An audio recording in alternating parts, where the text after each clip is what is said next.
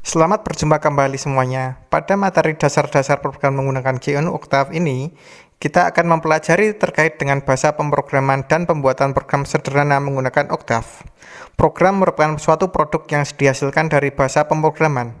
Ada sangat banyak bahasa pemrograman di dunia ini, antara lain Fortran, C, Python, R, dan lain-lain seperti MATLAB atau Octave itu sendiri.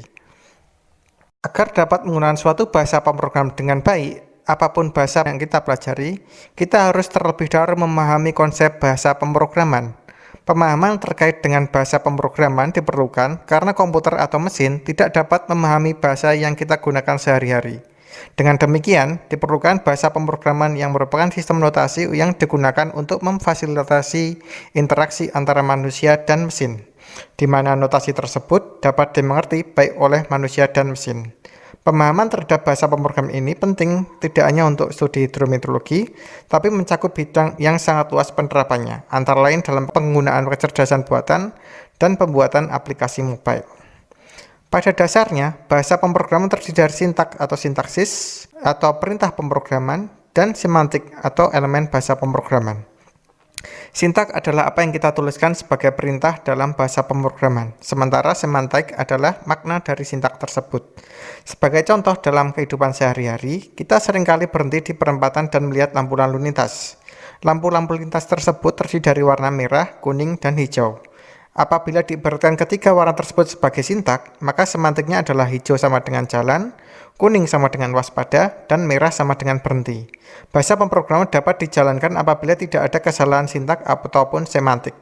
Kesalahan sedikit saja dalam penulisan sintak, misalnya kesalahan penulisan kata, kesalahan tanda baca, misalnya tanda quote atau tanda titik koma, akan mengakibatkan perintah tidak dapat dipahami oleh sistem.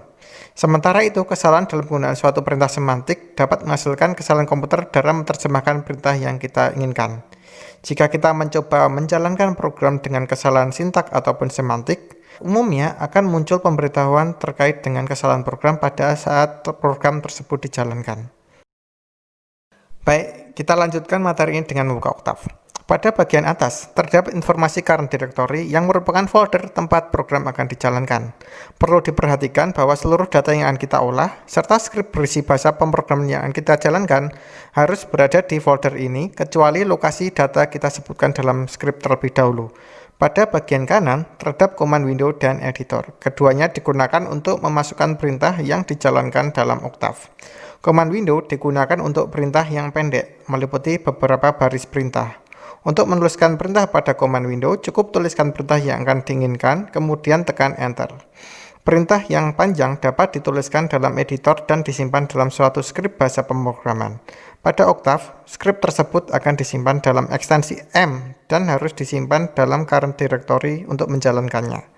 Untuk menjalankan skrip dapat dilakukan dengan klik Save File dan Run pada panel bagian atas, ataupun ketika nama file skrip pada command window tanpa menuliskan ekstensi filenya. Sebagai contoh, untuk mendefinisikan suatu variabel dalam Octave, kita dapat menuliskan nama variabel yang diinginkan diikuti tanda sama dengan dan nilai variabelnya. Misalnya, jika kita ingin mendefinisikan variabel dengan nama X dan nilai X adalah 1, kita bisa ketikkan perintah X sama dengan 1 pada command window, maka sistem akan merespon perintah tersebut.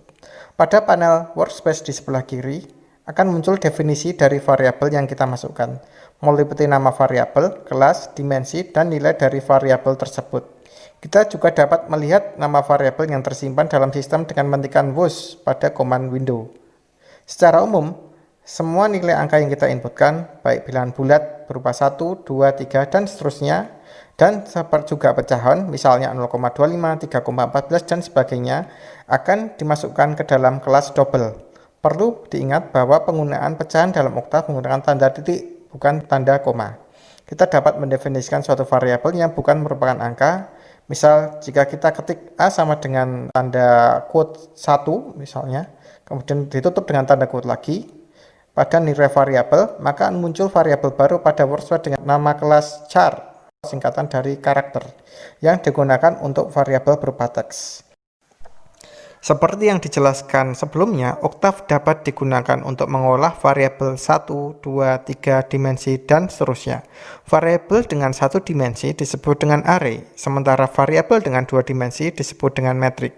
Variabel 3 dimensi seringkali disebut dengan cube. Sebagai contoh, untuk membuat array dengan panjang 5 data, kita dapat membuat perintah sebagai berikut pada command window. Misal array underscore 1 sama dengan kurung buka siku 1, 2, 3, 4, 5, kurung tutup dengan siku, di mana array underscore 1 adalah nama variabel yang kita inginkan, sementara nilainya terdiri dari 5 angka, yaitu 1 sampai 5. Tanda kurung buka dan kurung tutup dengan siku digunakan untuk mendefinisikan array atau metrik, sementara tanda koma digunakan untuk memisahkan datanya. Hasil dari perintah yang kita masukkan akan muncul pada workspace.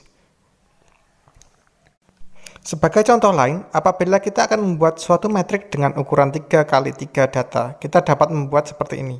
Metrik underscore 1 sama dengan kurung buka dengan siku 1, 2, 3, titik koma, 4, 5, 6, titik koma, 7, 8, 9, kurung tutup dengan siku, di mana matrik underscore 1 adalah nama variabel yang kita inginkan, sementara nilainya terdiri dari 9 angka. Dari angka 1 sampai 9, di mana masing-masing baris terdiri dari 3 angka.